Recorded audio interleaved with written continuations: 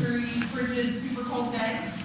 Thanks for coming out on a Saturday, another afternoon to kind of come and hear about retail marijuana. I'm Cassandra. I'm a member of your local planning board, and this is Sean Wright. Hello. We also have Sarah O'Brien, Ben Thompson, Paul Philbrick, David Harriman. We're all members of your planning board. We've been working on mulling over a lot of the different aspects of retail marijuana since it came down in November. It's kind of been on our radar since September, and we started really looking into it a little bit further, kind of digging into everything in October. Sean and I actually just recently went to, interestingly enough, it's called Lifting the Haze. It was put on by the Maine Municipal Association. It was a workshop on the retail aspects of marijuana and some of the other things in question one. It was put on by two lawyers. Great workshop. So we brought some of that information back too. And without further ado, here's Sean. Well, again, I'd like to thank everybody for coming out. First off, everybody hear me okay? I don't need a mic right now or anything like that. Okay. Quick show of hands. How many of you actually remember what question one was voted on in November? How many of you voted in favor versus how many voted in not in favor, I guess would be the best way to go. So how many were in favor of question one when it first passed? Okay. How many were not in favor? Okay, a little bit of a mix. I myself, even though, this came a bit after the fact, I did vote in favor of it. And I voted not. Just to show you the mix, and you guys will probably see that when you saw how it ran down through the state anyways. Bear with me, there's been a long day already, started at 6 o'clock this morning, but. Okay, introduction for a second. We were curious as to how you guys heard about the meeting too. So just by a show of hands, how many of you guys heard about this meeting from word of mouth? Oh, one, okay. How many of you from flyers or posters that were around town? Okay. And how many of you, social media, heard about it from social media? All right, awesome, thank you. Awesome. And I have one question for you. On the planning board, how was the vote for marijuana feel on planning, people on the planning board? I actually didn't ask each other how all of us voted, but I'm sure that any of the members would be available. You can definitely ask them that question. What the number on the planning board was forward again? Yeah, that would be great. That would be interesting. I can tell you right now that it's our prerogative to kind of put this into your guys' hands. So we're doing a lot of the research, a lot of the digging, and just providing you guys with the information so that the town can control this in the way that they see fit. It's not our prerogative to tell you exactly how we want this controlled because it's not just our town. It's all about the town. So the power is in your guys' hands, really. It is to control this in the way that you guys see fit. We're just your sounding board, essentially. Yeah, and just to kind of touch on that too, a lot of people tend to not really realize that they are the power of this town. They have the legislative body. You guys are the voices of everything. It's up to you at the end of the day what we do in regards to almost anything in this town. So with that in mind, we just wanted for something this heavy. We wanted to come back, give as much information as we can, be shared in a joint setting. No pun intended. But just share the information together, because I'm sure there were people that voted on question one just because of the fact that they wanted to be able to smoke the pot without getting in trouble. I'm sure there were people that didn't really know the retail aspect.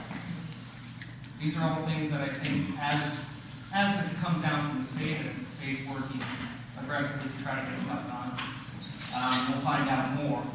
But today is more just an informational, go over what question one was, and then just small, quick question conversation kind of thing. I'm going to actually start this up. Thank you very much.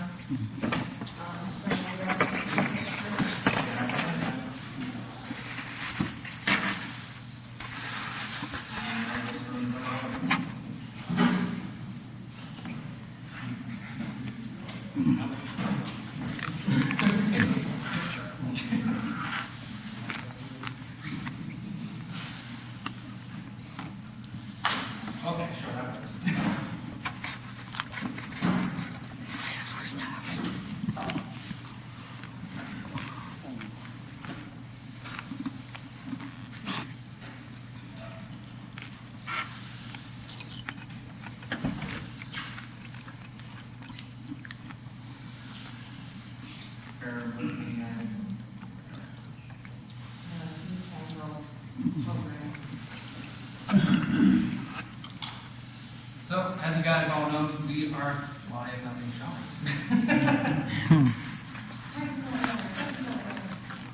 Only because we're probably going from a newer one versus.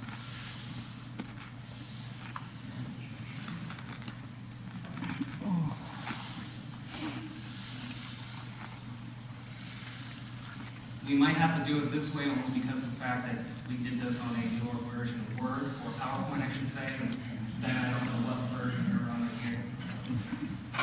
So, retail marijuana, the passing of question 1 and what it means for Lebanon. I guess I'm gonna have to do this back here. Today's agenda real quick is what is question 1? The legislative and regulatory updates. We're gonna go over the types of establishments. We're gonna go over what does recreational marijuana really mean for the town of Lebanon. What local controls, what we can do, what we can't do. And then after all of that, we're going to open up the floor for questions. So if I could ask everybody to hang tight and write down the thoughts to go through, and we'll get back to them after. Sound good? Yeah. So what is question 1? You want to read the first half, and I'll go to the second one. Basically, it came down, it was on the November 8th ballot. It was titled the Maine Marijuana Legalization Act.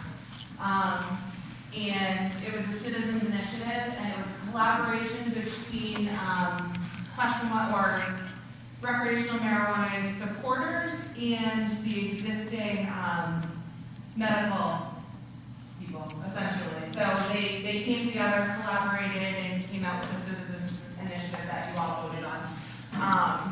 It passed with a very narrow margin. It actually went to recount.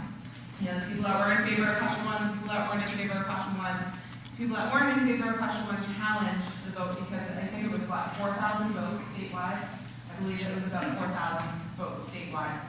So that's a really slim margin when you think about the all-encompassing voting members. And it went into effect on January 30th. And it was designed to legalize, regulate, and tax marijuana in Maine as an agricultural product. So basically, the Department of Agriculture has control over it as of right now, but they are delegating a lot of the rulemaking to the Bureau of Alcohol, Lottery, and Tobacco, because they're already set up for it. It's called BACLO. They're already set up for a lot of the rulemaking process, whereas the Department of Agriculture necessarily isn't. It authorized the creation of 5 different retail establishments, which this is a part of the law that a lot of people may not know. It authorized the creation of marijuana cultivation facilities, marijuana retail stores, social clubs, testing facilities, and I'm missing one. Products manufactured? Yes, products manufactured. I always miss that one for some reason. That's the really contentious one, because then you get into edibles and, you know, all of that stuff. But it authorized the creation of those 5 different retail establishments. And each one of those establishments has a whole slew of things that we need to consider when it comes to opening and operation of each of the establishments. And again, with that being said, according to the legislation, a municipality may restrict the number of retail establishments and social clubs within their town. They can regulate the location and operation of retail marijuana establishments and social clubs. They may also prohibit the operation of these establishments and social clubs within its jurisdiction. So just to touch on the updates from the legislative. Again, as you know, January 30th, it went into enactment. Shortly thereafter, LD 88 was passed. It was actually an emergency moratorium, as some of you may be aware. Retail establishments and social clubs will not be able to be opened until February of 2018. As it stands currently, an individual over the age of 21 can possess up to 2.5 ounces of marijuana. They may also grow 6 flowering plants, 12 immature plants, and I believe An unlimited amount of seedlings. But, you know, we're not going to get into the whole chicken before the egg thing of how you get that marijuana, how you get to buy it, that's not up for us. So in LD 88, this was the major one that, and really the only one that I'm aware of at this time that's passed, is it instructs the Department of Agriculture to kind of pass things off to BABO a little bit, because they are the ones that deal with alcohol and lottery already within our state. A lot of legislators believe that BABO should be in control of this to begin with. That's neither here nor there. There are also several other LDs that are being proposed at this time, but none that have moved forward. There's a couple right now where there's one in there to repeal the whole thing. I highly doubt that's going to go anywhere, because that's not going to make anybody happy. There are, let's see, there's also one about distances from schools, churches, public places. These are things that the original document does not cover. Also within LD 88, it kind of touched on the basic aspect of public smoking. You know, basically kind of took care of the fact that if you're in your car, you're not going to be able to smoke it while you're in your vehicle. It also closed a loophole. There wasn't anything explicitly saying that persons under 21 would be necessarily punished or, you know, have any, how do I say this? There was a loophole basically that said if a person under 21 was caught with marijuana, that they couldn't be punishable by the law. It didn't explicitly say that, so that was another loophole that was closed by LD 88, and it specifically, explicitly said that use is strictly for persons 21 and older, and if a minor were to be caught, that they would be prosecuted. Moving on, we'll touch a little bit more on the types of establishments now. We'll start with the big one, retail marijuana cultivation facility. I'm not going to get too much into the definitions here. If you guys want to read them, feel free. But basically, cultivation, agriculture, growing of the product. There's different, I can't even talk right now. Tiered licenses? Tiered licenses for different amounts of how much they can actually grow. So there's 2 tiers of licensure that's going to be going out with retail marijuana cultivation facilities. There's going to be a smaller license rolled out for canopy spaces that are 30 or 3,000 square feet and less, and that's going to be 40% of the licenses that are doled out. And then there's a second tier for 3,000 square feet of canopy and more, with a maximum of up to 30,000 square foot of canopy per one license. So one individual can, if they apply for the maximum cultivation license, could potentially grow up to 30,000 square feet of marijuana canopy. And to touch on that as well, the state has only given an 800,000 square foot canopy space for cultivation for the entire state. I'm sure within 5 years that will probably expand depending on how this goes. That's at least my opinion on it, but. And the document does have that in it where they can expand it. Absolutely. Second, retail marijuana social club. Basically, best way I can describe this, a pot bar.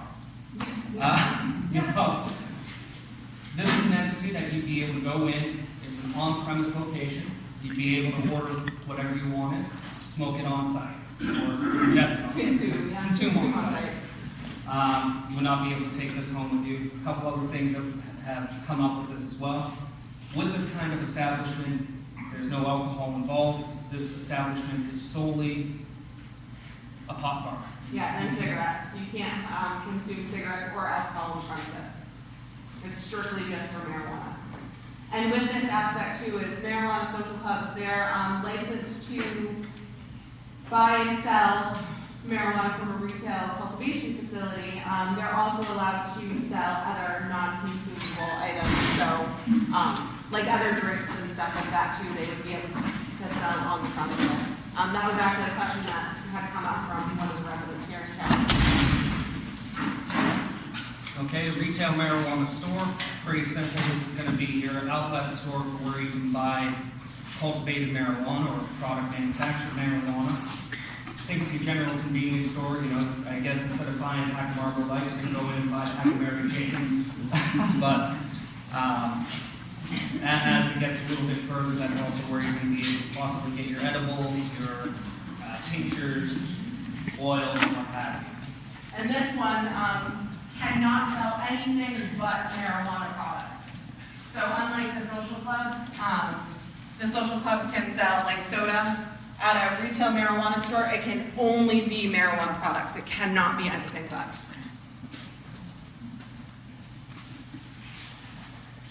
Okay, I'll let you take this one because I know you keep forgetting it. Products I manufactured. know, let's drill it into my head so I don't forget. The retail marijuana products manufacturing facility, maybe it's because it's such a mouthful that I can't remember. This is basically where all of your edibles are going to be coming in, your tinctures, your concentrates, basically any preparation from the actual bud into another product. This is where this license comes in. There is, where's I going with this? There is a lot of health and safety codes, well, that go along with this. It's kind of like a skeleton. The original document basically says that any product manufacturing facilities need to be inspected by the state as a kitchen or a commercial kitchen, so it has to adhere to the health and safety codes from the state for that. It also, there's a lot of labeling that comes into this too, is it needs to be explicitly labeled, your ounceage, your... The potency. Yeah, exactly, and your serving size, that's another thing too, is it explicitly needs to say your serving size on the package. And it cannot be targeted or marketed towards children whatsoever. So, no clowns with balloons or, kids smiling faces on the packaging. It has to be very low key. But, yeah, that's pretty much the gist of that one. And lastly, you have your retail marijuana testing facility, which is basically, name kind of gives it away. These are going to be the facilities that will be testing the products for certain chemicals, make sure that they're within certain parameters, THC levels are there, whatnot. I'm sorry? Yeah, Exactly. And something to keep in mind too with this is a single applicant or licensee would be able to apply for a number of licenses. So they can hold a retail store and a cultivation facility, or they can hold a license for a social club and a product manufacturing license, with the exception of marijuana testing facility. Marijuana testing facility, that is the only license that they can hold. They cannot have any business whatsoever at any of the other establishments. So if a person wants to be a retail marijuana testing facility, that's the only license that they can have, which I think is kind of a good thing because it, kind of cuts out all of that. It's a word that I'm searching for.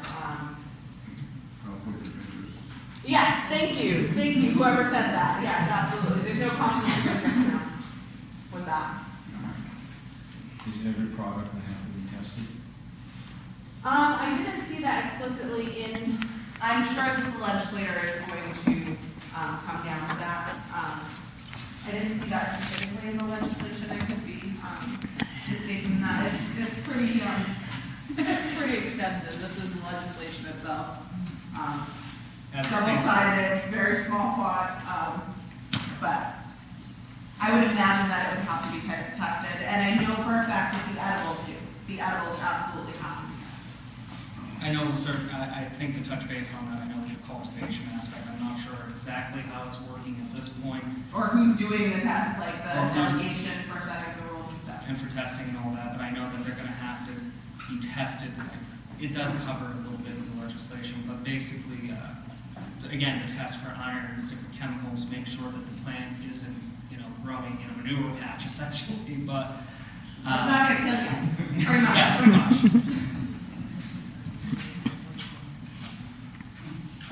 So what does this mean for Lebanon? Well, as we've said already, any resident over the age of 21 can legally possess up to 2.5 ounces of marijuana for personal use. They can also possess 6 flowering plants, 12 immature plants, and an unlimited amount of seedlings. Now, it also comes down to what we need to consider on our stance with retail establishments and social clubs. And which local controls to enact. So, like we said earlier, is the legislation or the legislators are working on setback lines. That's not in the original document. There's a lot of things that's not in the original document that we need to consider for local controls. So, here are some things we can and can't do regarding retail marijuana establishments and social clubs. Prohibition. The town can prohibit retail marijuana establishments and social clubs. This again will not prohibit recreational use. And we can't say that enough. It will not prohibit recreational use. We really cannot say that enough. That's one of the confusing things about that, is the recreational aspect and the retail aspect. And there's been a lot of confusion in the community about those two separate, things. So to have a little bit of fun with that, if you got it, smoke it. Limitation. We can limit the number of establishments and social clubs that we allow in the town. This again is one of those things that we want to ask the town about. We want to know how many of these different types of establishments you would want in our community. And if we could, No, go ahead. if we could just go back to the prohibition too, is you can pick and choose which facilities you want here in town. So Absolutely. you can, have 5 cultivation facilities and no social clubs. If you want to prohibit, one establishment, you can do an outright ban on any one of the single establishments. Or you can do an outright ban on all of the establishments. It's really flexible that way. You can pick and choose the ones that you want in town. Will the town be collecting license fees, or is that going to the state? That's something else that the town can do, yes. The town can add additional licensing fees. And we can also set a Additional? standard, additional licensing fees. So, if a licensee So wants. you have to get a license from the state and the town? We could. Right now, as it stands, that's up in the air. So local municipalities can require an additional licensing on the local municipal level, but there will be and need a license from the state. But we can additionally require another license for us. And to touch on that a little bit, since, that's next on here anyways, with licensing from the state will be giving municipalities 50% of the licensing fees back. Now, with that being said, the licensing fees aren't all that extensive or expensive to begin with. Do you have the numbers available? I do, yes. Because I can't remember each one off the top of my head, but So, retail marijuana store, they can set anywhere from $250 for a licensing fee to $2,500. And then there's a non-refundable application fee. But I need another one, products manufacturing license, $100 to $1,000. So if they go to the max, that means that $500 would come back to the municipality. But you also need to, this is very, very small numbers in comparison to a lot of the other states around us. So, Massachusetts. we're gonna be making some money, but we're not gonna be making a ton of money. And another thing too is, every year the license gets renewed, so every year we would be getting 50% of the license fee back. What about the taxing of it? That's just the state. That's the state. Yeah. Touch on that real quick. I know that's another legislative document that's on the table, is to allow municipalities to put an additional tax onto retail marijuana sales. I don't know if that will pass. That's up to your legislature. Going back to this, moratorium. Now, we all know that the state passed a moratorium, but we can also enact our own moratorium for the town regarding these establishments. And basically what that would do for our community is, yes, the state has already passed a statewide moratorium. That covers everything until 2018 to an extent. Yep, sorry. That doesn't mean that somebody looking to open one of these businesses could come into our community, do everything by the docket, and attempt to start building on their land to open up one of these things, while we have no control measures in place to begin with. So they could come in and ask for a building permit from code enforcement, say, look, I followed all your application process, I've done everything by the book, I want to be first in queue for when retail sales opens up. And this is happening. This is happening in a lot of other towns in Maine. This is one of the things that we learned in the workshop is there's a lot of towns in Maine that have already gotten applications, that have already gotten building or submitted building permit applications for these establishments without the rules coming down. Can the town limit it, make it just you have to be a resident of the town in order to have a license? Yeah, we can have that in our local ordinances. Potentially. Yeah, potentially. But And another thing about this moratorium too, so like we were saying is, Oh, no. Towns,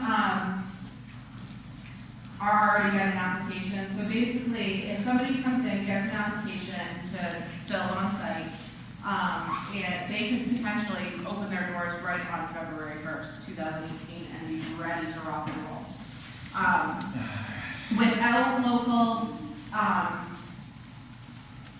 after they get the licenses, well, it wouldn't be February actually, licensing will take another 30 days, and then they need municipal approval, but anyway.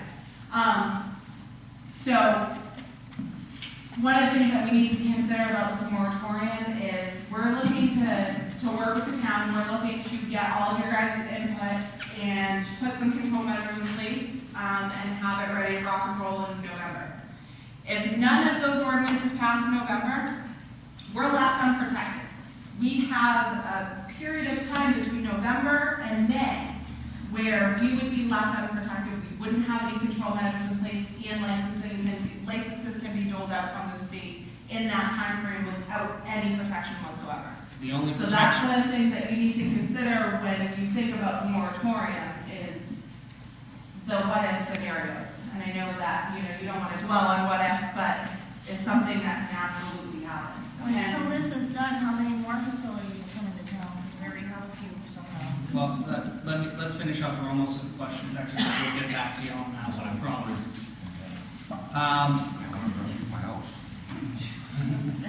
Real quick, location. We cannot technically control where these establishments are built because our town does not have a comprehensive plan. What I mean by that is we cannot zone them to, far corner of 202. We can't say that all marijuana businesses can only be on the 202 corridor. We don't have zoning. We can't do it. So any one of these establishments can pop up anywhere in town, anywhere. They can't, they will still have to follow certain land use regulations, like setback lines from abutting properties, road frontage, this, that, and what have you.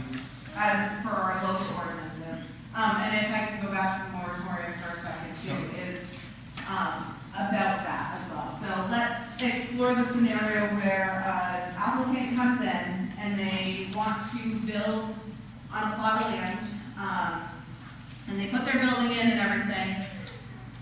But then our town enacts certain setback lines from abutting properties. So right now it's 50 feet. So what if we say we want 100 feet from abutting properties? And they don't adhere to the 100 feet from the abutting property. Well, now that business is kind of SOL, and they need to either revise their building. So another thing too that we need to consider is we don't want to put an unnecessary burden on prospective business owners too. We want them to be able to, if you guys so choose, if they choose to come here and we approve them to come in here and they show us a rocking business plan and everything looks great, and we come down with more stringent provisions for land use, we don't want them to have to abandon that building or have to build something entirely new. They're putting a really big investment, and nobody should have to abandon that if they don't want to. So that's another thing that you have to consider when you're looking at the moratorium, is to kind of protect those business owners too that could possibly be moving into town if we set more strict guidelines for their buildings. All right, with that, again, this is a pretty short, sweet, and to the point kind of presentation. So I'm going to open up the floor to questions. Please go easy on me. I've been up too early, so. Sean, Yep. tell them to speak up too. What's up? Tell them to speak up too so that the information can be shared. Oh yes, if you could speak loud and proud, that would be awesome. Feel free to stand up. I'm a very boisterous voice myself, but. Yeah, I had a question. You keep on referring to it being up to us. Is this going to come up to a local voting in November or something? Absolutely. Yeah, the local control, that's our plan, that's our hope, that's what we're kind of setting the goal for, is to have local control ordinances on a ballot in November, because there's a Senate race, so we will have a town vote in May, in November, I'm sorry. As for the town vote in May, there's going to be a few things on this on your ballot in May as well. So moratorium is going to be on there, whether or not to enact a 100 180-day moratorium, and there's also going to be prohibition ordinances. But it's not an all-encompassing prohibition ordinances. It's going to be one single prohibition ordinance per retail Establishment. establishment. And with, So you guys will also be able to vote on that today. and I'll touch real quick on that as well, you know, if we decide to, as a town, prohibit these types of establishments, that doesn't mean it's done, it's over, they're never gonna be able to open up. We can go back to the voting booth essentially, repeal it, and then put a new ordinance in place. Again, we're putting this on the ballot essentially to put it out to the people. We wanna see what the town wants, you know, if you look at it, even in November when the town voted on this, we were just like the rest of the state. It was a 50-50 shoot when it came to this vote. We want to know what everybody else wants, and that's why we're going to be actually, hopefully after this, if you guys want, we're going to do a secondary. Well, we are going to do the secondary. We are going to do the Yeah, secondary. but- So as for the secondary informational meeting, it's going to go even more in depth. That's when you guys, we're not going to be sitting up here, probably, you know, everybody in, you know, maybe a circle style format or something, bouncing ideas off of each other and, you know, kind of seeing how everybody wants to control this. That's going to be another one so that we can put those control measures that we all collectively as a town worked on the ballot together. Yes? Yep. Yep, I've got two questions that relate to the town of Lebanon specifically's ability to work with whatever regulation may or may not be passed. One has to do with comments that you made about people being able to gear up and be ready to go. I would be concerned that if the town or the state changes, and these are linked questions because it links to enforcement, and you had set the scenario where somebody could invest in it, and then you had to tell them no for whatever reason, would that be risking a lawsuit on a taking? Could potentially, In which case, a moratorium at the town level matching or exceeding the state moratorium would prevent that scenario, and anybody that would have proceeded with anticipatory, speculatory construction would have done so at their own risk, no Yes. live or specific.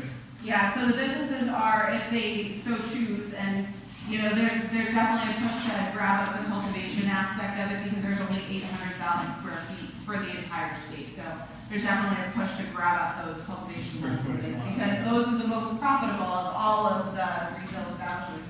They are doing it at risk, definitely, and that's, your question goes directly into the moratorium. Well- Because we don't want to pull out the rug from anybody, and yes, they could challenge it. They Well, absolutely the could. question is linked to enforcement also at the Lebanon, specifically Lebanon. My understanding, and having worked with it some in the last 10 years, is that other than residential buildings or specifically state-regulated usages, here in Lebanon, we have no control whatsoever of what usage is made of the property anywhere, excuse me, anywhere in town. Right. So, hypothetically, there was discussion made about you apply for a building permit and you say it's going to be for a retail establishment or a club. Does the state law, as it now stands, not what they're working out, not what agency is going to enforce it, but as it now stands, does the state law would it allow the town of Lebanon that exception to allow the town of Lebanon to govern usages of specific buildings one way or the other? This, I believe, is going to come into conflict with our lack of control of usage and our lack of a comprehensive plan. I think we may have shot ourselves in the foot by procrastinating 10, 20, 40 years on something. I know, yes, absolutely. If we have a comprehensive plan, we can control the law. This is a question, I'm Yeah. not trying to really grandstand, just a little bit.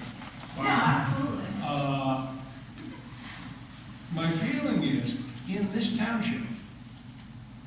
And I wish the chairman of the planning board or Mike, the CEO, would interrupt me and holler if I misstate, because I don't want to.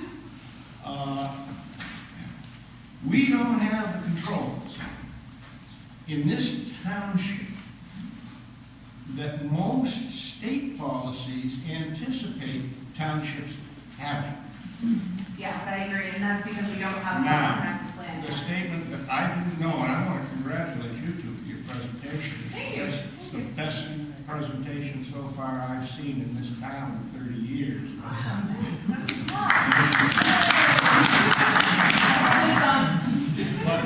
But based on what you said, and in education, I picked up all these state rules from you here, sounds like that's in flux.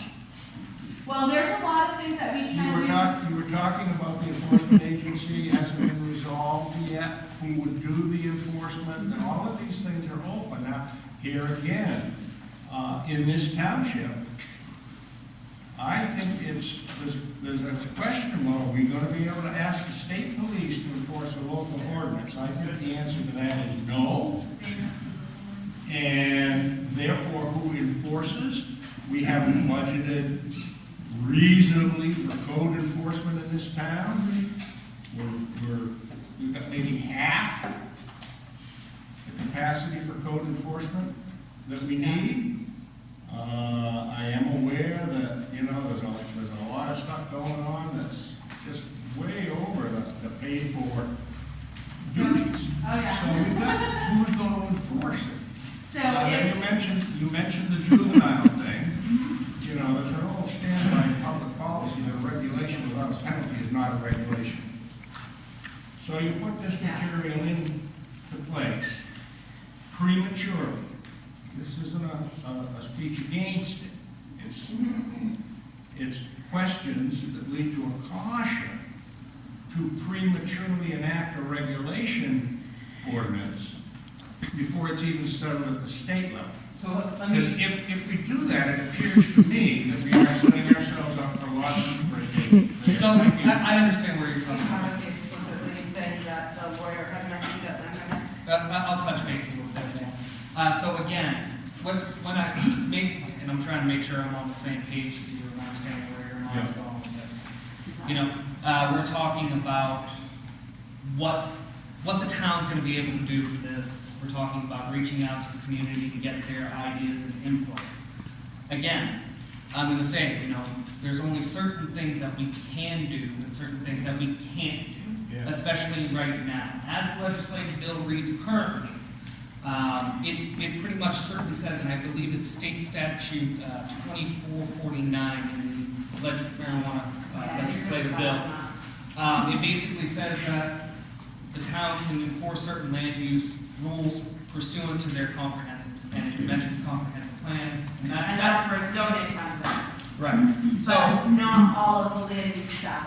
And we explicitly asked this when we went to the workshop to the lawyer, and she gave me exactly what we can do without a comprehensive plan.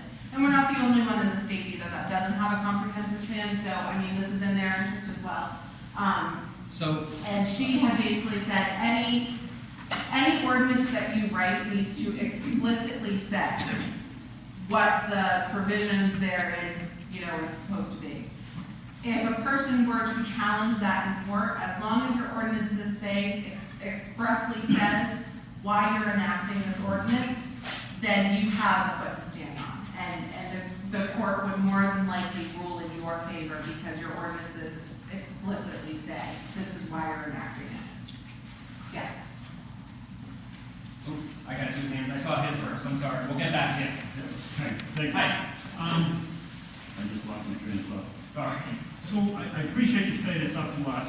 I live on CM with the building. And so is a setback really up to us? We've already got this huge building. Well, that's the thing. There are certain How's it affect? there's certain land use ordinances that are already in place for certain setback requirements for large drawings. Again, this is something right now we can go off of what we have as provisions or guidelines, basically, control this. We can't, help me out here, I'm losing my train of thought. Basically, what I'm saying is, if, and this is all an if right now, because right now, as it stands with the legislative bill, we can't really do, I don't think we can make the setback, change our setback unless we change our lot size ordinance. No, so there's a provision in the current legislation that allows you to control the time, place, and manner. That little bit in the legislature gives us a little bit more power. So again, if we go back to the explicitly saying in our ordinances, we want to control the setback lines, you know, that would be manner, or that would be place. You know, we want to control the setback lines because this business puts off, is a nuisance because it emits very strong odor. You know, we can enact something like that, but we would have to expressly say that in our ordinance. So we could potentially, and again, this is all, any ordinance that we pass or we propose or anything goes for legal review anyway. But theoretically, we could expressly say time, place, manner because of this, and that's, you know, and it was. I don't know what chemicals being used, so what's the hoping you do? I mean, I don't know what's in that building, so I can't really. I know for the concentrates, a lot of the extraction process is being used via butane. I know that there's other methods too, like tinctures could be made with alcohol. I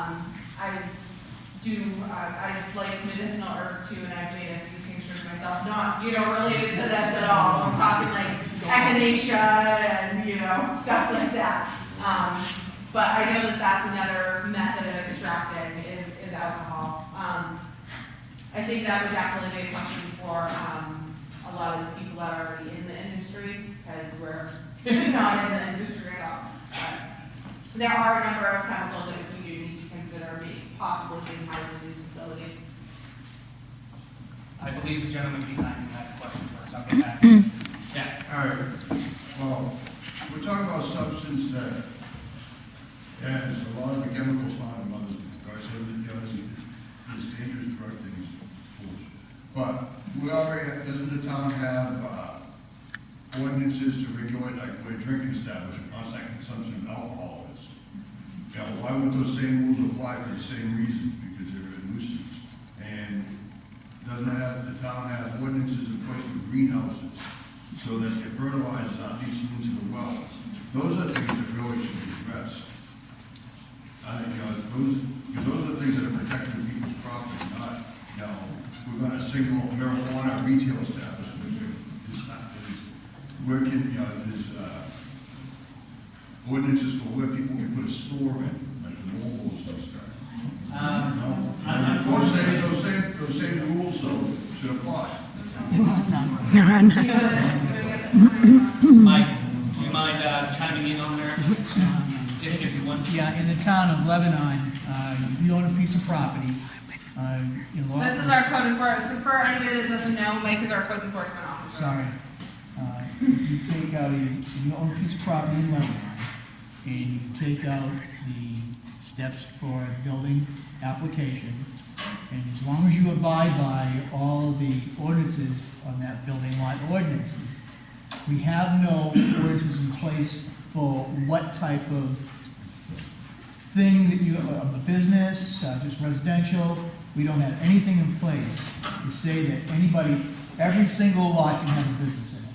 And there's nothing in place. Isn't there anything that, in your ordinances that would say, you know, if you're going to open a greenhouse or a commercial grow establishment, you can't use. No, you sir. gotta protect the property. No, that all comes with comprehensive plan. And we don't have one. And we don't have one. Can we enact one before? No. It's a lot of work. It's a lot of money. It's a lot of Federal guidelines on this stuff now?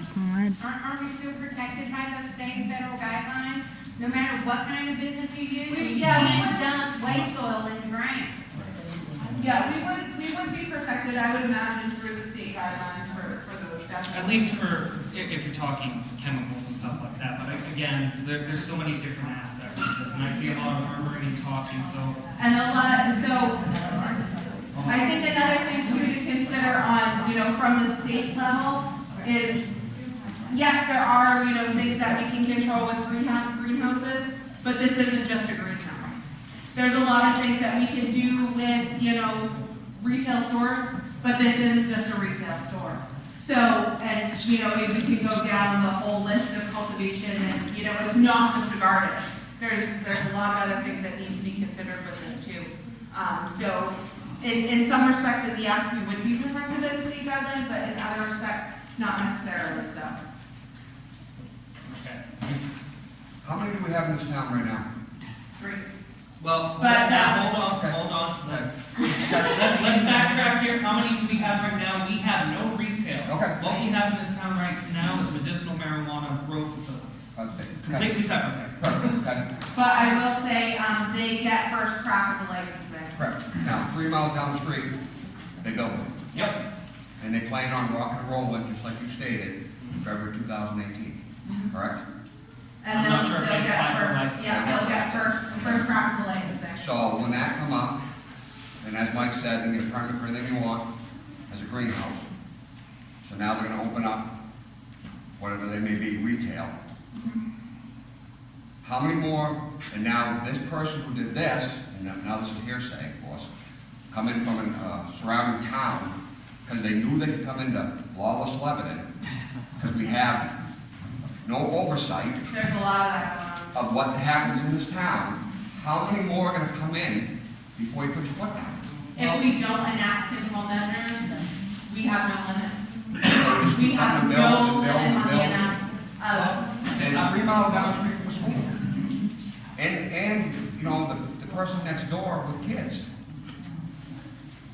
How far do we go? Well, and it's a great As far question. as the economy will allow. Exactly. How much money do you have? How much competition? That's what it comes down to. How much land you wanna buy? How big's the facility that we can? So the maximum cultivation facility is 30,000 square feet. Understand something. That's on the state law, but it's He's medical. under No matter what. local ordinance, we're thinking. I understand that. That's But not if they- marijuana, but let's get one thing straight. Marijuana is still listed as a Schedule I narcotic. That doesn't make it true. It's in mother's milk. Okay, so we're gonna go there. Let's do 2 more things right now. You had mentioned that we can't touch medical marijuana. We cannot touch medical marijuana. That's a totally separate entity, unless they move into the retail aspect. They get first crack at the licenses as it stands right now in the legislation. As long as you are serving three patients, you're a caregiver, you get first crack at the licensing. As long as you serve 3 patients and your time as a caregiver hasn't lapsed, so your license as a caregiver hasn't lapsed. And now to They touch get first crack. and now to touch on that a little bit more, how many of these? As I mentioned in the presentation, we mentioned one of the things we can do without a comprehensive plan, we can limit the number of types of establishments that we want in town. So, that becomes a question for everybody. And this isn't including the ones that are already medicinal facilities, they're already here. If they wanted to switch over to a retail facility, that's on them, that's their choice. But, if they move over to the retail side, we can say, okay, we only want 5 cultivation facilities in town, one store, no social clubs, 3 this, whatever. It's what the town, that's where the controls and regulations come into play. Sean. And to touch on this, 30,000, so the question was, 30,000 from the state, yes, and that's the maximum square footage that you can have, or canopy that you can have for cultivating is 30,000, that's the maximum license that you can. But my statement was, we could, as a town, lessen size from 30,000 to say 10,000, because we feel that we don't need the 30,000 square feet in this area. Well, that Could we bring that, could we say, yes, you can bring in a growing facility? I'm not sure The if size? that And go gets stricter. that gets really sticky. That was sacrifices for a license for the state for 30,000 square foot. You guys want to stop that? That would be an argument.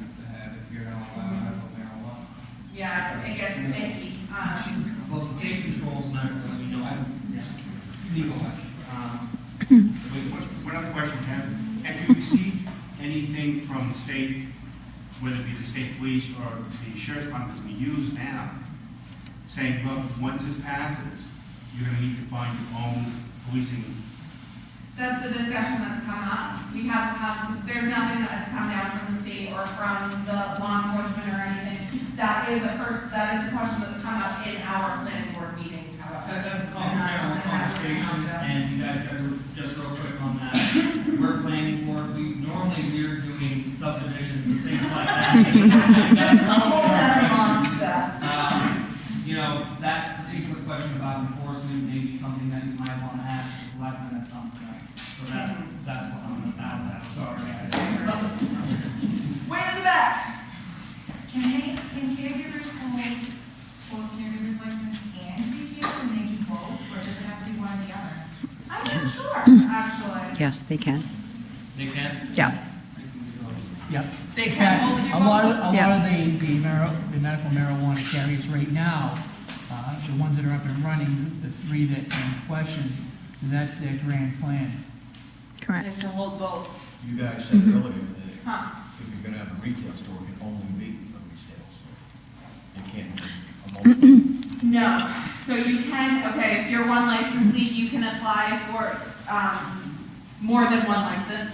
The only one that you can't is products manufacturing, not products manufacturing, I'm sorry, products testing facility. But as a single licensee, you can have one for cultivation and a social club, or you can have one for cultivation, social club, and a retail store. Yeah, yeah. Mhm. You've been waiting a while, I'll get you and Betty, I'll come back. Thank you. Specific to the question of projects that happen near completion, in town, that were permitted as general commercial buildings, perhaps intended for this kind of usage. In one case, very close to my home, I'm embarrassed, I don't know either of these two folks have spoken up, I'm their backyard neighbor. There is a very, very large amount of money invested in a nearly completed facility right now, that you don't have to be a rocket surgeon to figure out what it's for, all right? And next to it is another, I can't remember the word, but it's on hold project. Pending, thank you. That's sitting there, permitted, but not physically progressing. I believe that issue of potential action against the town for taking is meaningful when you get into somebody that's put the kind of money that's been put into one of these facilities already. Right now, my instinct is there wouldn't be a claim. There wouldn't be a claim.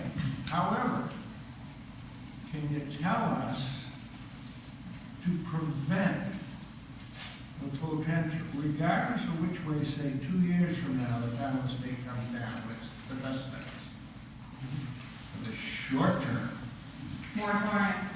Moratorium. That's the Short-term solution is a moratorium. That's my question. On a municipal level.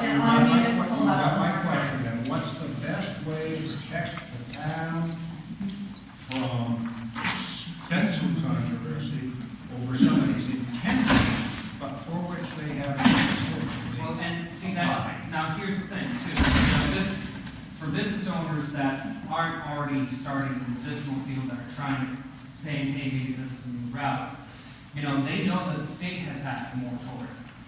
They also know that if they're gonna come in here, the town decides to kind of put a moratorium in place, where we prohibit these establishments for however long.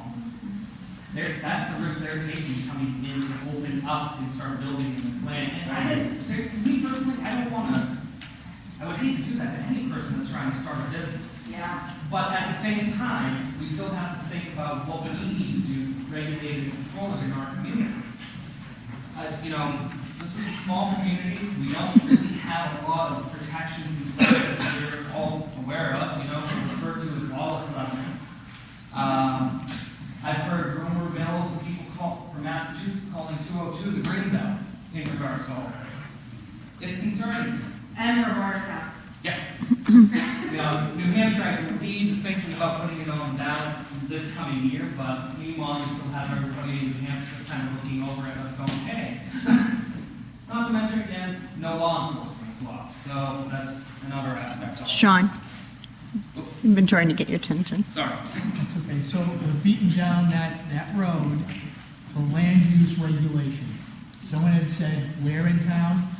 The only way to control that is that Z word, zoning, Yeah, which comes with the comprehensive plan. right? Yeah. Ben, you had a question? Yes, I was under the impression, maybe I'm right or maybe I'm wrong, the state was only going to issue X number of licenses at the first issue. We're not going to just give out hundreds and hundreds of them. I'll fix that for you. There's 800,000 square feet of cultivation. So once that 800,000 square feet of licensing has been built up, that's the end of cultivation. But there is an unlimited number for all the other types of establishments. That's in testing, products manufacturing, social clubs, and your retail stores. There's no So limit it's on just that. in the manufacturing. Just in the cultivation aspect. Once that 800,000 square feet is gone, It's over. it's over. Okay. But Not not unless they decide to expand upon it. But that's, what is.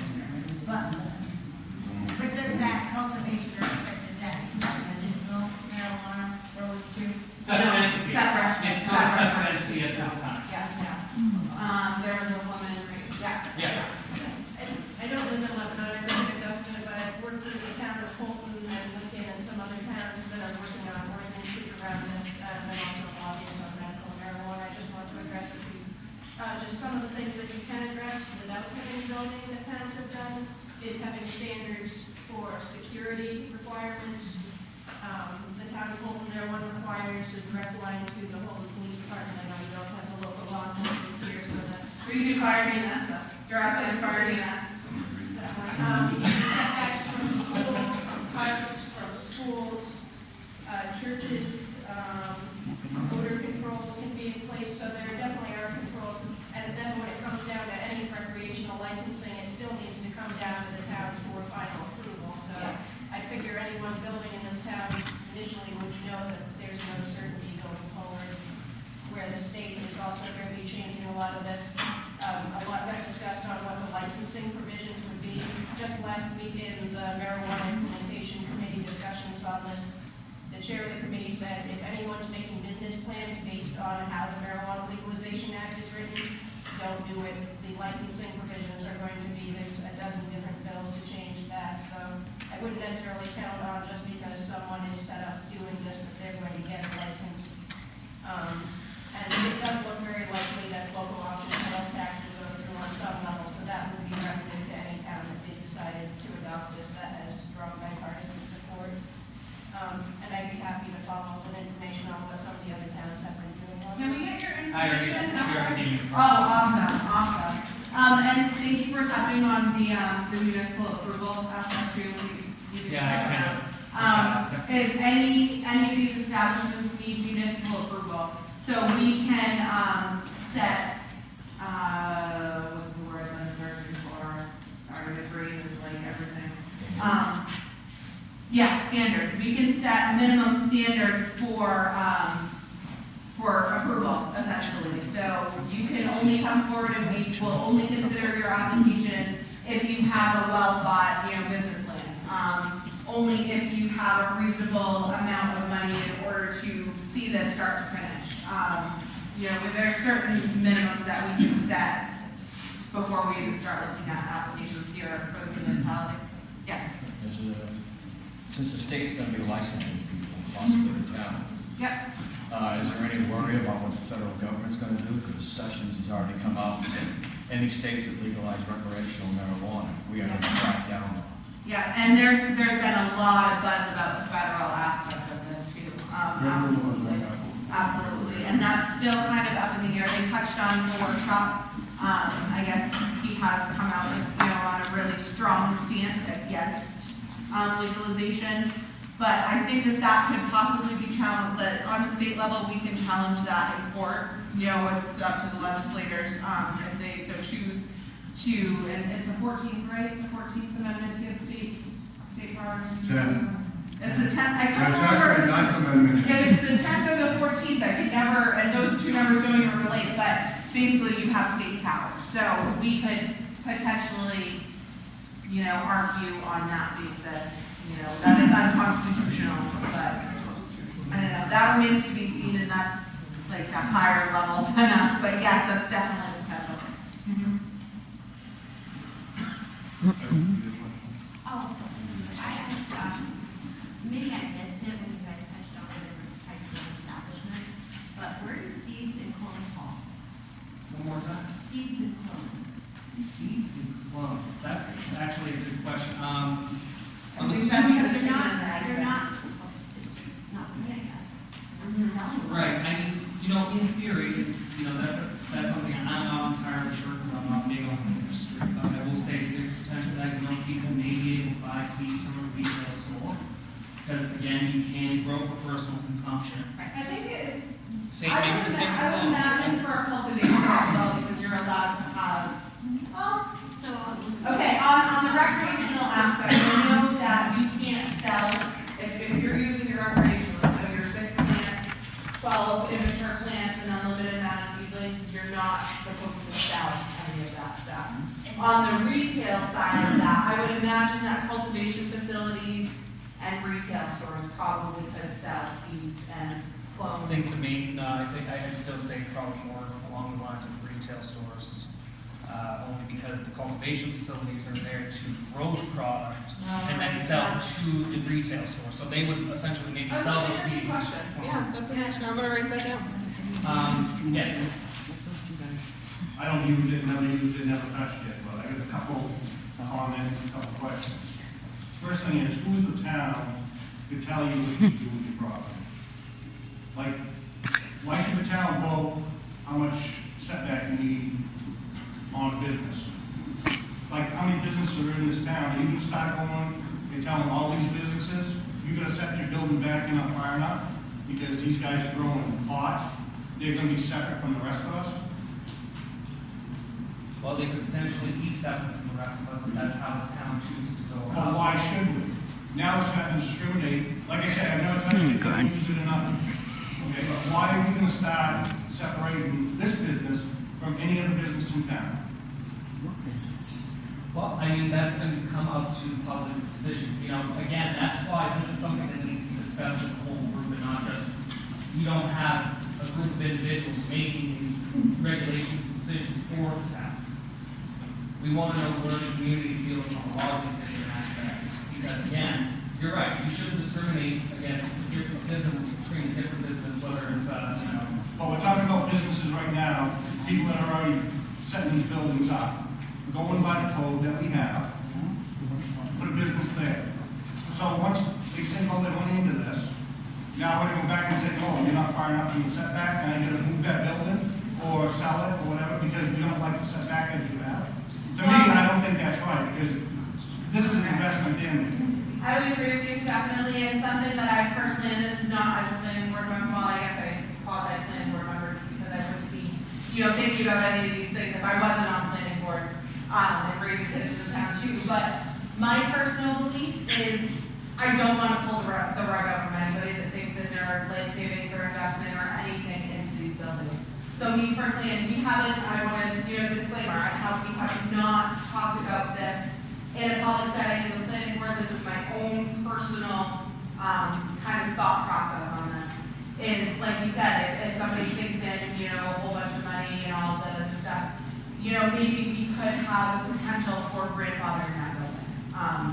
As soon as we come in with local controls, in November, if they pass, then maybe we can come in and say, okay, this building and this building was in existence, this is their intended use. They were in existence prior to, this date, they're allowed to continue, provided that, they adhere to all of the other provisions in our local control ordinance. That would go by the date it was enacted. Right, the date, so it would be, whenever our local controls were enacted, yeah. Another question, Royce is here, maybe you can answer this question. God. Why do certain people in town, when they go building permit, it has to be a commercial building permit. We have no zoning in this town. So how can the code enforcement decide who pays for a commercial permit? I knew it was coming out against you. Can you answer that, Royce?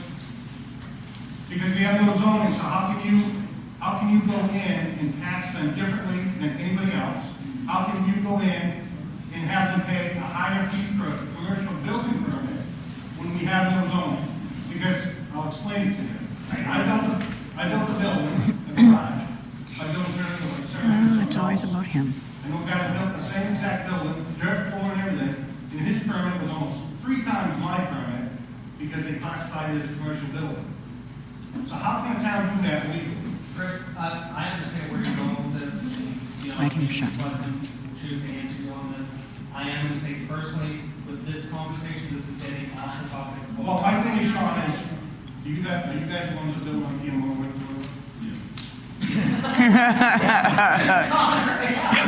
Peter would have admit it, poor guy. Oh, so say there's a place going up on Team Wentworth Road. I saw videos of meetings and stuff, and like, you know, we're happy because we're taxing for a commercial building.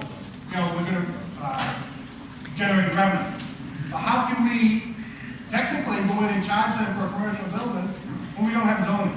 Because it's That's not why I residential. brought this up right now, because we're charging people, how can we do it legally? Again, this is not the subject that I'm here for, so I apologize. Well, Royce is ready, I was just wondering if he could answer the question. If I could entertain that, just kind of personally, is I could imagine, and our code enforcement officers here, so stop me if I totally am off topic or this is not true. I could imagine that there's certain square footage provisions that would apply to commercial buildings, and I'm not sure about your case, I can't touch on that with the 2 different garages or your 2 different buildings Cassandra. and the other guy. We only have one standard, it's 40 cents per square foot, and that's for any building in this town. So how can we tax them commercial? Well, Just from your familiar. That'd be an assessing issue, not tax. They pay the same tax rate, their valuation may be different, but I don't know, that's out of my area. Well, why would they need a commercial building permit? We don't have a commercial building. Chris, I'll be glad to talk to you anytime out of the meeting. Anytime you want to talk. This is, but we really are getting off the subject. Thank you. Thank you. The revenue that the town will receive from the permits and all of the other establishments, what will those funds be used for? How will that help? You know, that's something I can't answer personally. I know that most funds that are received from the state go into the general fund here in the town of Lebanon. Then it would become a question of to the board of selectmen and where those funds are going to be spent and distributed. Unfortunately, that's from the planning board perspective, I can't give you an answer on that. That's not our problem. Yeah, the municipal level, if you go to the state level though, they have something that's kind of touching on this, is a lot of the licensing fees is going to law enforcement on the state level. Oh, yes, I understand that, but that's something that they've outlined in, you know, the legislator, so I would imagine that we could potentially do something like that too, you know, enact an ordinance that 10% goes towards, you know, fund for what have you, but, yeah, and this is where, you know, this is where we all need to like come together collectively in meeting of the minds and bounce ideas off of each other to, you know, enact stuff like that, definitely. Yes. Now, as far as the fees that come back to the towns, it's not exactly like whatever licensing that comes to our town, it's not 50% of that, it's as a pool, correct? So the amount of money from the state is divided up between the different So let towns. me touch base. I'm not talking the tax on retail marijuana. I'm talking the licensing fee. So if we allow these establishments in our town, the state's going to charge them a licensing fee. Right. Whether it's $250 to $2,000.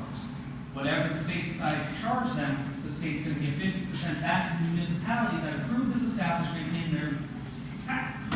So we have 5 cultivation facilities and it's, okay, so 5 cultivation facilities here in town, and each one of them is licensed for $1,000. You know, that's what, $2,500 $2,500 that the municipality would get back every year. To answer your question, any revenues that come into the town at all, they are calculated when we set the tax commitment, and they offset your mill rate when we actually set the tax commitment. So it doesn't matter where they're coming from, state reimbursements, you know, codes, transfer station, it's all town revenue. And that will offset whatever you have to raise in the appropriation. Just Andrew.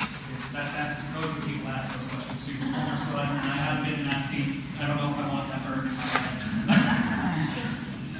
Any other questions, comments, concerns generally for sir?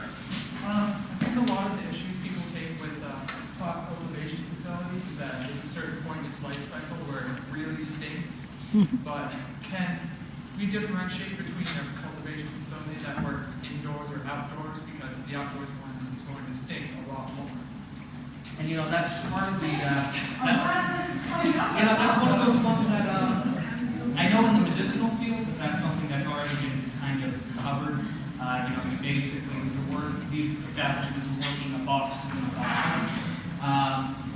I don't know, because of the comprehensive plan aspect, if we would be able to, we might be able to consider a nuisance ordinance and suggest that these types of cultivation facilities only do indoor grow as opposed to outdoor grow. Shut the door. That's potential. That's something you can dig down a little bit deeper. And if we do go towards indoor grow, then we need to consider the incredibly powerful lights that it takes that emit really a lot of heat as a potential fire hazard, you know, in a building. That's something that we need to consider. So that touches on the fire safety. That don't emit so much heat. Okay. LEDs that don't emit so much heat. And I mean, that would be up to the specific cultivator, what lights they use. Yes. I think the concern is also, you know, there's only so much capacity that the town has. I think a lot of people are looking at values that have numbers that have no bearing on what it actually is. Obviously, heat and stuff, that's all generated by equipment, but we're talking about amperage. How, you know, you can only get three-phase power in certain places in town. You only have so much amperage draw for certain buildings. So it's a burden on the municipality who has to now upgrade transfer station or, you know, transformer stations to allow said power in. So it's not necessarily the equipment used that's the problem, it's what it's going to take to use said equipment. Yeah, so that's a really, if nobody heard that, that's actually a really interesting point, it's a potential burden on the municipality because of the equipment that needs to grow the marijuana. Most of the places in town is only three-phase power. So in order to power these lights, two-phase, I'm sorry, so we would have to potentially upgrade our electricity in order to service these buildings. So that's a potential burden. No, that would be up to the municipality, that would be up to the. That's on the power company. The provider would be, Right. not the municipality. Okay, so he just said it would be up to CMP. Okay, so that clarifies that. We've already upgraded the whole phase 3 down to a 2 last year. Have we had a comprehensive plan, we can make it so it goes beyond 2 or 2. Right. Like another light daughter. And that would be ideal because it's already upgraded. That would be ideal, right? It's not gonna matter. It's Yeah. state things and maybe things like that up to the town, you know. Any other questions or comments or, you know, general inquiries? So when are you anticipating setting up the second phase of these sessions? We would like to set it up potentially sometime in April, just before the town vote. As we did state earlier, you know, on the main ballot, they're going to see potential for moratorium ordinance will be on there. You will also have 5 different types of prohibition ordinances on each type of establishment. We're putting those on the ballot to basically see where the town feels on that. If they pass, if they fail, what happens?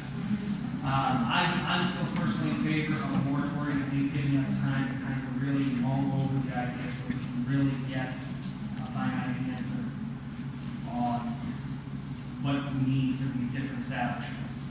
Moratorium above and beyond the state's. Yeah.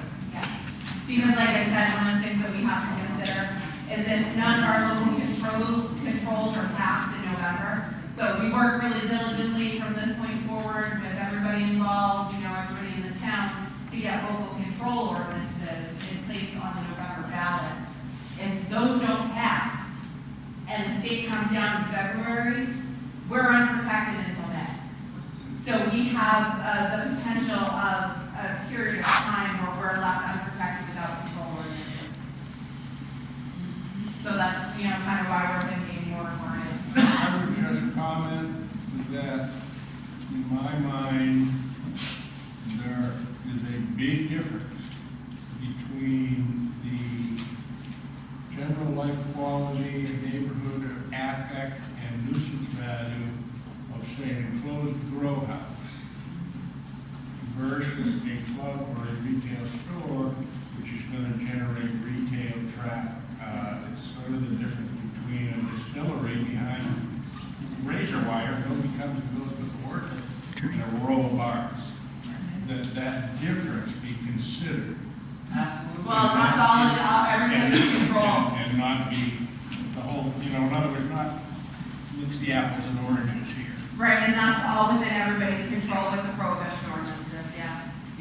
Again, that's why we're putting those things on the ballot. We want to know, again, I personally, I'm not in favor of social clubs because we don't have the law enforcement or enforcement in this town to really help with that. I mean, we already have one bar in town, and I've watched several meetings where there's been multiple phone calls to the state police because of that bar. Do we need more nuisances in town? I got a family program here. I just want to make sure that with what comes down with this whole new industry, is we're doing the right thing and taking a common sense approach as a town. Whether that means banning certain types of retail establishments, only allowing cultivation or agricultural. I look at Lebanon, you see around this was an agricultural area for many years. Maybe that's the route we want to go. Again, ultimately, at the end of the day, it's not up to the planning board, it's not up to the board of selectmen, it's not up to code enforcement, it's up to the town, it's up to the people, the legislative body, to decide where we're going to go with this. Because that's a great thing about this town, is our legislative body is us, is you guys, it's taxpayers, it's, the voters, you guys have the power to control your town in the way that you want. That's what's awesome about our town. Yes. You said that we have 3 facilities in town already, correct? Medicinal. Okay. How did those 3 get in town without the townspeople knowing? That's right. Because the legislation, because the medical marijuana legislation, I'm assuming, did require municipal approval. The state really had control over medicinal marijuana from the get-go, and there wasn't really much local municipalities that do in regards to it. So that, again, that's a whole separate beast. I'm sure, I don't know how many of you have been paying attention to all this as it's been going on. Governor LePage was thinking, maybe we should just get rid of medical entirely. And just go with retail. But I'm not in favor of that idea. That's just my personal opinion. So this is all coming around. So without the comprehensive plan, you have no laws or regulations in effect. Therefore, you can have one of these facilities anywhere. So what you will see, I'm sure the planning board is planning on resurrecting the 1991 comprehensive plan to come before you. That's your power right there. But there are things in the meantime that we can do. Yeah, There are and things more that would give us even more power to control things, but. I'll get to you in one moment, and I know you've been waiting patiently, so.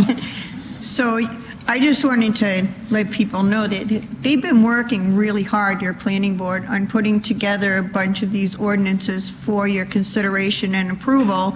And only recently they were put before the select board, who read them and approved them to go on your ballot. So they're already there, waiting to go on your ballot, and you'll see them in May. And what they look like is, should the town prohibit grow facilities? Should the town prohibit social clubs? Should the town prohibit retail sales facilities? Each one is broken out in a separate question. I was concerned hearing that, I keep hearing prohibition, prohibition. It's not one line item on your ballot that's going to say, should we just do away with the whole thing? It's several separate line items, one of them being, I believe, prohibition of everything and a moratorium, right? There's just The moratorium. Okay, so you, yeah, I just wanted to go over there because I keep hearing you guys say, like, the ballot question. It's actually a series of questions that the board has approved to put on your ballot. And if you could just be clear on the difference between prohibition and moratorium. Moratorium is basically just putting the brakes on for 180 days. It's a temporary, it's like recess. It's like a temporary, I guess, I mean, that's not early childhood coming in, but it's basically just a halt on anything coming down for 180 days. And then the prohibition is, you know, until anything changes. So we decide to move forward. Is there any extensions on moratorium? Yes, there is extended, the select board can extend it for an additional 180 days, provided that it's getting worked on, provided that whatever a list or Public meeting. moratorium is being worked on. In this case, it would be retail marijuana. And I'm gonna go back to the way you had your hand up. Since we don't have a comprehensive plan, they put an ordinance in place. How strong is that ordinance going to be? So long as we explicitly say, this is the reason why we're using moratorium. If somebody were to challenge it in court, the court could potentially, would more likely, I shouldn't say most likely, but more likely rule in the favor of the municipality. So, And we have no ordinance at all now. Right. For retail marijuana? Or what do you mean? We have no ordinance for what? No, we have no ordinance on marijuana at all. Nothing on the this is a whole new ballgame. It's brand new. You know, the woman behind you, I don't even point out in the crowd, but she had mentioned, you know, some of the things that we can put on a potential ordinance is distances from schools, public places, churches, things like that. Those are certain things. Again, because of the whole comprehensive plan, I think the only thing we really can do is say, no, all these businesses can only be up on 202 as our commercial district, that sort of stuff. We can't. Two questions. First of all, on the moratorium, what I'm hearing is first thinking that if we're talking about moratorium, extending that 6 months above and beyond the state. That's what I'm hearing. And then the selectmen have not finished their work, extending that another 6 months. That would bring it a year beyond the state's regulation of the moratorium, bringing us into February of. Let me give you the path here for a second. So if we vote and enact a moratorium in May, that gives us till about November to work on policies and procedures for these types of establishments. If we don't have anything that works or if doesn't pass or anything, they can reenact a moratorium to protect us for another. And then that brings us right back to May. Well, yeah, it brings us right back to May and also past the state. Okay, so you're not talking 6 months beyond the February. You're talking Yeah, 6 months yeah. beyond the May. It would start as soon as it's enacted. So if we vote in the moratorium in May, then it'll bring us to November. It starts right as soon as it's enacted. Okay, my second question is do you know of any funding through the state itself for helping any municipalities regulate themselves on these ordinances? I know, I just read something in the legislation, is they haven't said anything from the state level, but in the legislation, it gives the it basically says that the state needs to train, you know, through workshops and stuff for law enforcement and all that other stuff. They haven't said whether or not there's money on the local municipal level for that, but you know, everything more. Yeah, I was just gonna say, I mean, realistically, the state, or the way this original bill is written, is everything is kind of the municipalities control for the most part, unless our legislators decide to change that. You know, we as a town have to understand that the state's gonna do what they plan on doing with this, and it's still gotta go through that motion, but we still gotta think of what we can do for now to protect us, to help where we're at. You know, again, this is a potential do we want to be part of this whole movement right from the get-go?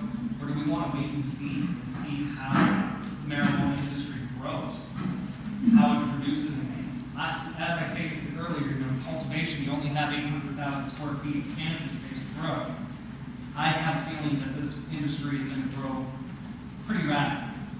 And you're going to see that number get increased very soon, very quickly. And to touch on the local, your Lebanon, you know, level, we're not getting paid for this. So we're saving lots of money by us doing your rules, because this is a volunteer position. The planning board is a volunteer position.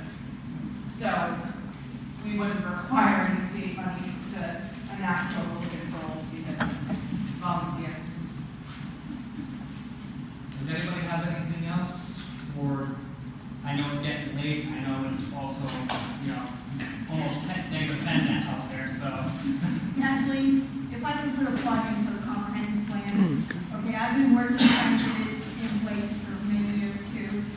And if you're worried about three facilities in town, you should be more worried about the 50 to 100 homes that in the last 2 years got permits, because you know what? That's going to affect your tax dollars much more when there's 2 or 3 children in each of those homes that we have to educate and figure out how much our school budget is.